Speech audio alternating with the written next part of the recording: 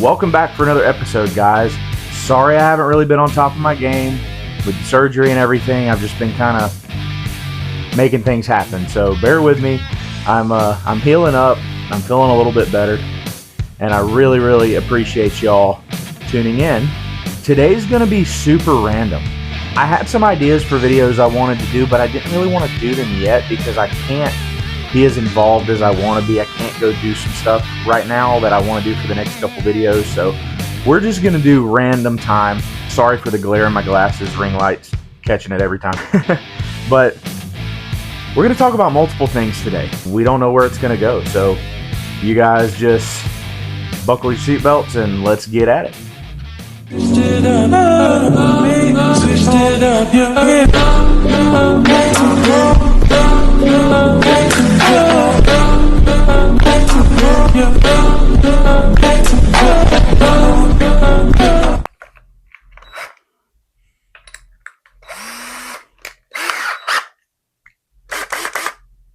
So, I'm currently just doing a few little touch-up things on some baits that I'm working on. I'm working on this 5 3/4,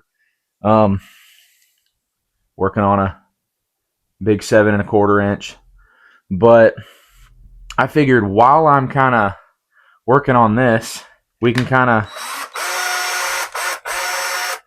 chat about some things that I've been wanting to kind of get off my chest, if that makes any sense. So right now I'm drilling out some eye sockets. So I usually start in reverse. I know this is off subject. I usually do it in reverse because it leaves a way cleaner eye socket, and it doesn't cause tear out, which is nice. So let me get this second one drilled out, and then we'll get to chatting. I like to make them a little deeper than some people do, just because it gives me more room to sand and really give it that concave kind of inset look. And if you've seen any of the baits I've made this year, you'll know that I like that eye to be kind of inset. It gives it more of a 3D realistic look. I don't know why, but I do like it for when I'm doing it. Hopefully you can hear me with the drill going. Yeah, there we go. So little eye sockets, I'll clean those up a little bit more and start doing some sanding and getting my lines marked out for splitting this in half. I'm going to be doing a different design on this bait, and I'll kind of keep y'all posted on that. A little bit different from what I've been doing on the baits. I think it's going to make it easier on me for assembly, but also a really clean look. So I'll keep y'all posted on that. It has to do with the pin and the hardware and all that. But anyway, so let me put the drill down and get some sandpaper. So while I'm kind of just sanding on this piece, and you can see I'm just kind of cleaning up some of the gill areas. See, like right there, it's a little bit rough. I'll clean that up. But one thing I want to talk about is something very exciting happening for me and also for the channel. I think it's really going to help the channel a lot because I'm going to have a space that is not a spare bedroom. So this is our guest room. It's kind of frustrating because I do a lot of work in here. Of course, I do my videos in here, a lot of tackle prep. And my wife is very much a likes to have people over. She likes to have guests. She likes to have her parents come and stay with us, things like that. And so this really just needs to be designated as the guest room because I have, a million projects and a million hobbies. So I need a space outside of this so I don't have to constantly be worried about all my crap, all my junk being piled on the guest bed and laid all over the place. If you're a craftsman of any sort, you make anything, you're a little messy. It happens. You get projects going, messes kind of stay put until the project's done. And so it takes a little time to clean up after yourself. We are actually tomorrow, which is Friday. So today is Thursday, tomorrow's Friday. We are getting my shed delivered. And that is going to become my tackle slash fishing shop. So I think I'm going to get a sign for it. I think it's going to be Gandy's Bait Shop or Gandy's Workshop, something. I don't know. Well, you know what? You guys leave in the comments what I should name it. The Tackle Cave, the Bait Cave. What should I name it? Something catchy. I don't want to, do like everybody else and just name it something kind of standard. I want something unique. So you guys let me know in the comments what you think I should name my little tackle cave, if you will. And whoever comes up with the best name, I'll send you something. We'll see how that works out. Yeah, let me know. But we are getting, it's nothing big. It's a 8-foot by 12-foot, really nice wood frame shed with a nice floor in it, nice metal roof. It has a window so I can put AC in there if I want to. Nice big doors that open up. And we are getting that delivered here and installed tomorrow, which is really exciting because it's going to be basically my little bait building shop, which is going to be great.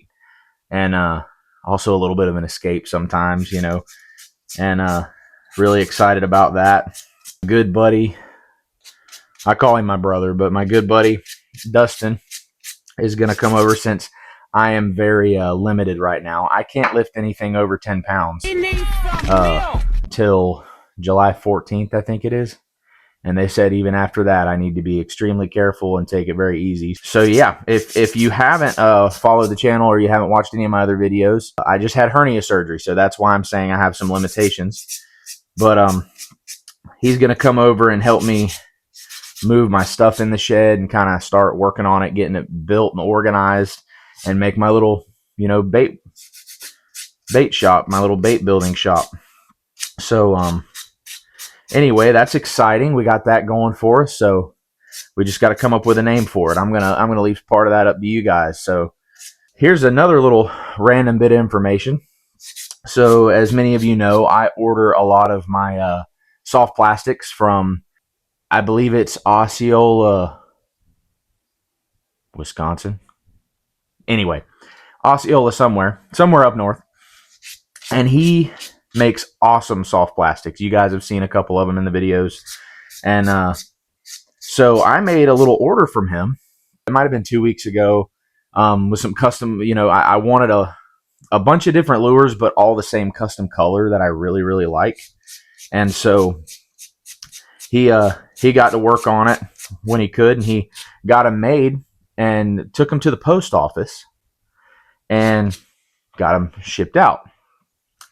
Well, waited. It was about a week after he had shipped it, so I'm like, okay, I should be seeing it by now. So I started tracking it, and sometimes it takes a little longer. I mean, he lives a long way away from me, so sometimes it takes a little bit longer for things to get to me, which I don't mind. It's worth the wait. But I checked the tracking, and it said delivery attempt, failure for signature or something like that, and that I would need to schedule a redelivery. I'm like, well, I've never had to sign anything from him before, and it's baits. Why would I need to sign for baits? Like, usually they just shove them in the mailbox or they throw them on my front porch and it's done. But it was just kind of weird. I'd never had that. So I tried to schedule a redelivery, and it said error. You're going to have to contact your post office and pick up your package. Man, this is weird. Never had this happen. So I go to the post office. It's only 12 minutes away from my house. So it's not like it's out of my way, really. It's not bad. It's right there in town. Give the tracking number and all that. Show the picture of the label to the nice people up at the post office. And one of them is very confused. She don't really know what to do. I don't really understand that. Maybe she just didn't deal in that department. But so she got her manager, and the manager came out very, very nice, very helpful. She looked up the tracking number, and she's like, well, that's weird. It showed her the same thing that it showed me. And so she did a little bit more digging. I don't know. She had the magic touch, and she was able to get some information that I didn't know how to get. And she was like, well, there's the problem. It's still sitting at the post office in Osceola. And I'm like, okay. I was like, why is it sitting there? He shipped it to me, and it was supposed to be out for, delivery and all that. I mean, it even said a delivery attempt. And she said, well, it looks like somebody pushed the wrong button pretty much on their digital setup, whatever that may be, their scanning system. And instead of pushing ship or, ready to ship, they clicked ready for pickup. So it's been sitting at Rippin' Lips Lures post office there in town for a little over a week now, and never left. I had to contact Dave and tell him, hey man, they said that it's still there at your post office. He's like, what? So he went and checked, and sure enough, it was sitting on the shelf ready for pickup. And it's like, well, he doesn't need to pick it up. He needs to send it to me. So total mistake on the post office up there. I don't know what happened. He said he's been having some trouble with them. So hopefully that smooths out and he won't have any trouble with that, which is totally not his fault, not my fault, not really anybody's fault, but whoever was at the post office, doing something wrong. I don't know, might have been they were super busy. I don't know. But anyway, so he just told me yesterday that he went up there, straightened it out, and it is now supposed to be shipped and on the way to me. So I will make sure I do a video of that. But Dave, I appreciate you dealing with the hassle. I'm sorry it turned into a big ordeal. But anyway, we got it squared away. Thank you for getting it squared away up there. And hopefully I'll have the bait soon and I can have them for the next tournament. And I'll probably do a video on them. So that was pretty interesting. Something else. This is probably why you clicked on the video, because of the title of this video. So don't think I'm not going to talk about this. But anyway, so the Coike Bait, or the prickly pear, the fuzzy ball, whatever you want to call it, the Urchin style bait. Don't get me wrong, really cool. It's super cool. It's so different. It's an awesome concept, and it's something the bass haven't seen, which is really interesting. But I have not bought them. Yeah, you guys are probably gonna roast me. Are you stupid? Are you a stupid person? But I have not even purchased them. I could have, but I haven't. And to be honest, I probably won't. Don't hate me. Don't judge me. Don't, go off my channel just because of this, because it's nothing against the people that use them. I just personally have a few reasons why I haven't gone that route yet, or probably won't go that route. Here's reason number one. They're expensive. And I know you're thinking, well, it's $8. You spend $7.99 to $14.99, $15.99. Just depends on what you get. I'm pretty sure they were a lot more expensive at first. I remember seeing them, and they were pretty expensive. Now, I know it's a bait that lasts a long time because of the kind of material it is. I think it's Elastec material, kind of like Z-Man. Wow, I use a bunch of Z-Man products and I couldn't remember that. But the Z-Man, the Elastec style material, it's stretchy, it lasts a long time, it can handle a lot. So I know that's something to factor into the price. So I kind of understand. But that's my reason number one. They are expensive. For one bait, you're going to spend bare minimum $8. It doesn't interest me that much. I'm not so interested to fish with them that I've been willing to spend the money on it. I know that sounds kind of petty. But yeah, I just haven't felt the desire to. So reason number two is they take up a lot of space. Do you guys agree with that? I don't know. It's ridiculous to store those things. You know just as well as I do. You guys and gals are probably anglers just like I am. So you understand that you're not going to want one color. You're not going to want one of them in one color. You're going to want all the colors. You got like the morning dawn colors. You've got the bubble gums. You've got the June bugs, watermelons. I think I saw one the other day. It reminded me of pumpkin seed. Like the red bug. You've got all these awesome colors, black and blue, and they're great colors. And you'd want all of them, kind of like with a Cinco. You like to have multiple colors, kind of like With a ribbon tail, you like to have color options, spinner baits, any kind of bait that you get. It's awesome to have color options. That's what it's all about, trying different colors, trying to figure out what that bass wants. And so let's say that I want to get 6 different colors of the Coike bait. I have to get a box the size of a shoebox that is special made, or I have to make it. I could make those boxes, but I would either have to spend $30, $40, $50, whatever they run, on a box made for those, which really wouldn't be that bad, but it's so bulky to handle 6 lures. 6 soft plastic lures for a dang near a shoebox size tray for those. And I don't know, I have so much tackle as it is, and I struggle to find room for all the different assortments of tackle that I have in my boats and what I carry if I go bank fishing, whatever.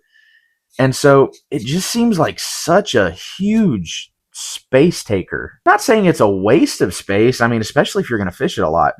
Storing them looks like a pain. It really does. And I'm sure some of you guys are going to say I'm lazy. Some of you guys are going to say, blah, blah, blah, whatever. It's okay, guys. Like I said, I'm not dogging anybody for doing it. I am a supporter of anybody catching a fish any way they can. If you can catch a fish, throw in a gummy worm, I don't care what it is, and catch a fish, I am all for it. But for me, that's just a lot of space taken up that I would rather some of the other lures that I've been using for years that I have a lot of confidence in and know that they catch fish day in and day out. Like I know they do. I have so much confidence in them. Not saying that the Urchin, Coike, whatever you want to call it, baits do not catch fish all the time. They're winning tournaments on those baits. These guys are slaying bass on these prickly pear baits. Okay, that's amazing. I'm so glad that there's something cool coming out. That's interesting. It's something different. But for me, it just seems like a waste of space. That's just my opinion for me.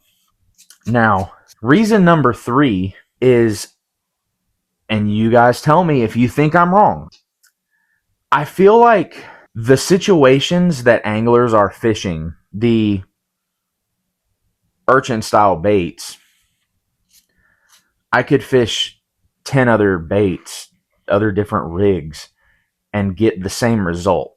If you are just looking for a way, something different to do for a while, that's fine. I mean, I completely understand that. Sometimes you get bored fishing the same bait over and over again. I really don't. I have like 3 or 4 baits that I just absolutely love fishing, and I never get tired of doing it. Even for guys with forward-facing sonar, I think a lot of the hype behind those baits are coming from guys with forward-facing sonar that know how to use it. They're really good with it. And so they can find those concentrated fish. They can see what the fish are doing and how they're reacting, and they can use that to get right in front of that fish. Also, it's kind of a bigger profile, so it's around. I would think they would be able to see it better on the forward-facing sonar. You guys tell me. I haven't looked into it that much, but I think it's really easy to see on live scope, which makes it great for the live scope guys because they can see what their bait's doing. They can see where it's going, where it's falling. And I think that could be a big game changer for them. But where these guys are fishing and what these guys are doing, I feel like I could throw a drop shot.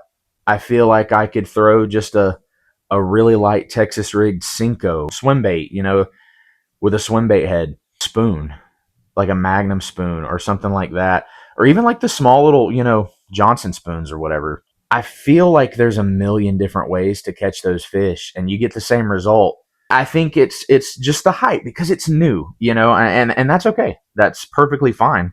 I enjoy fishing with a lot of the baits that I fish with so much that it's not worth it for me to take up more space that I could put some of my more favorite baits in. Does that make sense to you guys? So I'm so glad that the fishing industry is growing. I'm glad that it's blowing up with these new style lures and these imported lures that we've never seen before. It's pretty cool. I watch the Bassmaster Elites. I watch the MLF, more so the MLF anymore. But and it's amazing to see how some of these guys catch fish. It's awesome. But yeah, I don't know.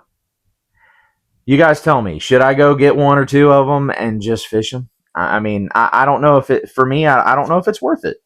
Uh, and so you guys tell me, tell me, is it really worth the hype? Is it that good? Does it catch that many fish?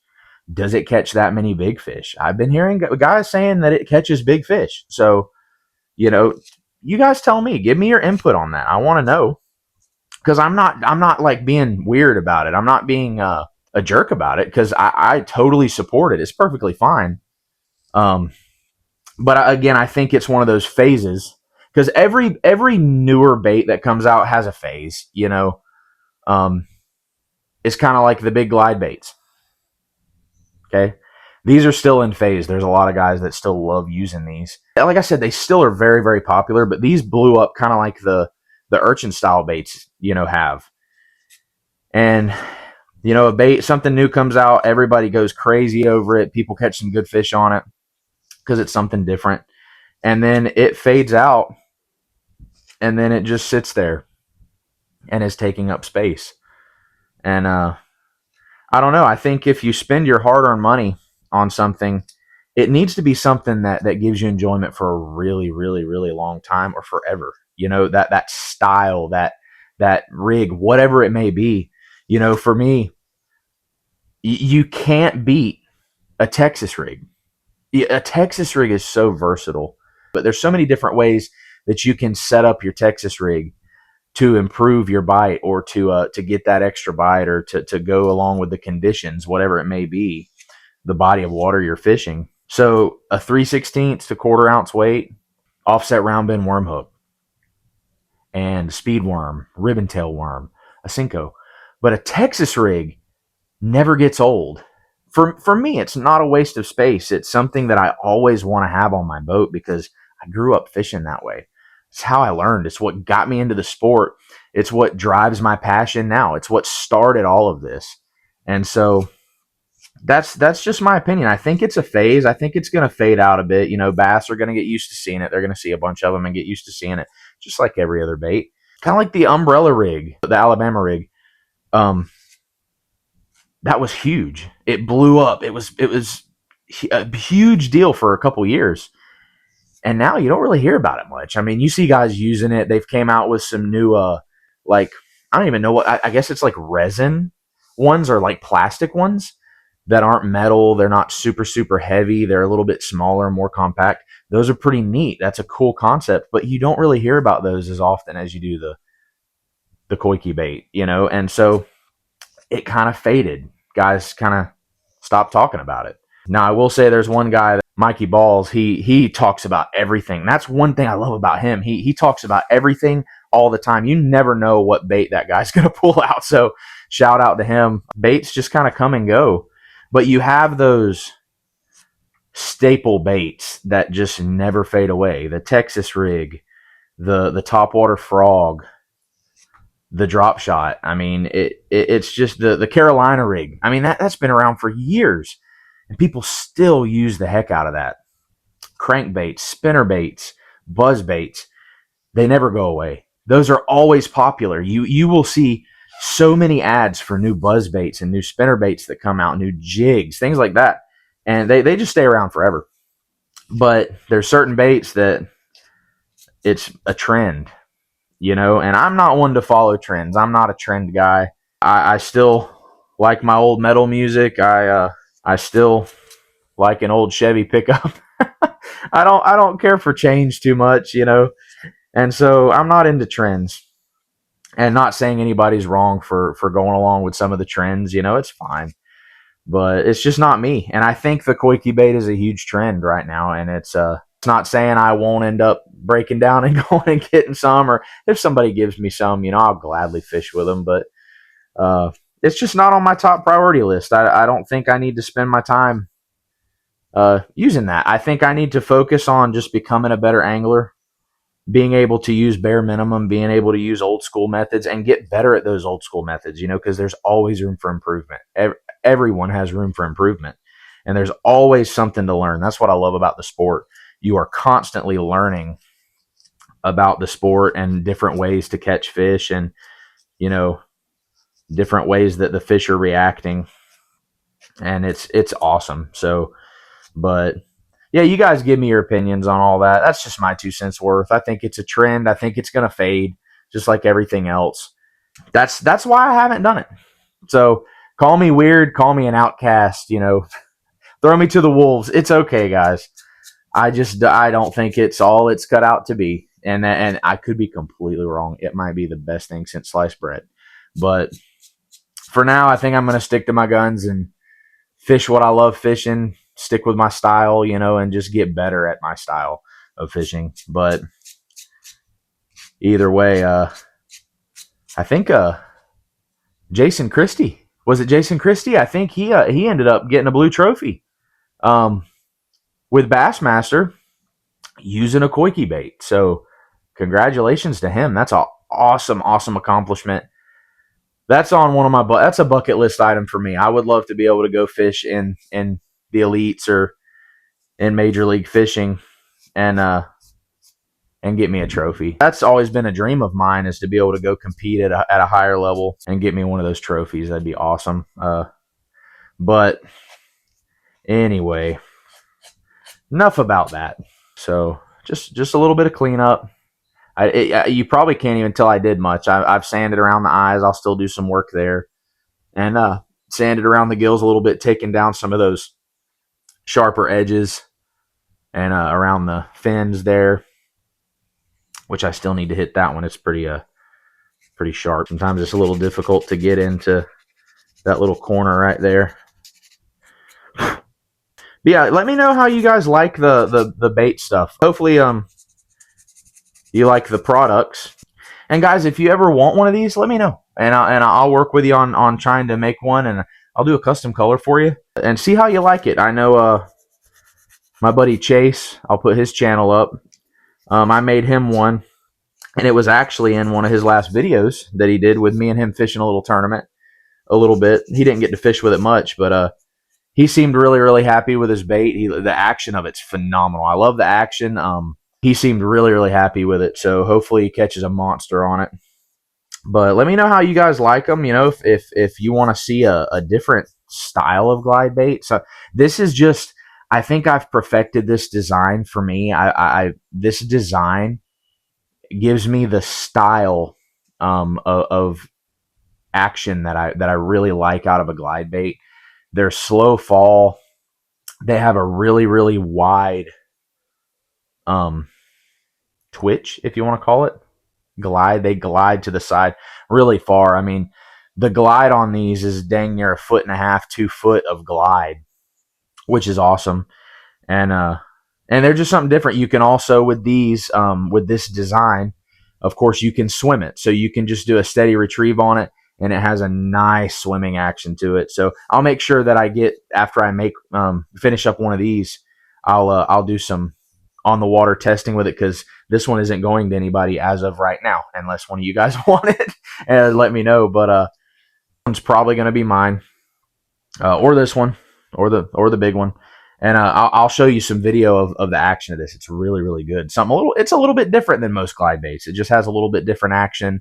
Going back onto the topic of the shed, the tackle cave, whatever you want to call it, that is going to be where I will do a lot of bait making. It's probably where I'll do a lot of my tournament rigging and stuff like that, tackle organization. If I have the space, I know it's not a huge shed, but if I can figure out the space and get it tuned right, then I'll probably do rigging in there. And I think I'm probably going to end up, once I get air conditioning in there, do my videos in there as well, just so we have our own space for the channel. I think it'll give me a little bit more motivation knowing that I have a space for you guys, because you guys are the reason I'm doing this. I'm doing this to make great content for y'all and give you something a little different. So really excited for what that space is going to bring for the channel, and also for the bait making, because I think with a space for bait making, I'm going to be able to pump out a lot more baits and be able to really kind of bring out my creativity a little bit more, which will be fun. I appreciate you guys watching, and let me know if you have any questions about anything. If you haven't subscribed to the channel, be sure to go over there, subscribe. If you like this content, make sure you click the like on the video, turn on notifications so you can get updated when I post new content. And other than that, guys, I hope y'all have a blessed week, blessed weekend, and I'll see you on the next one.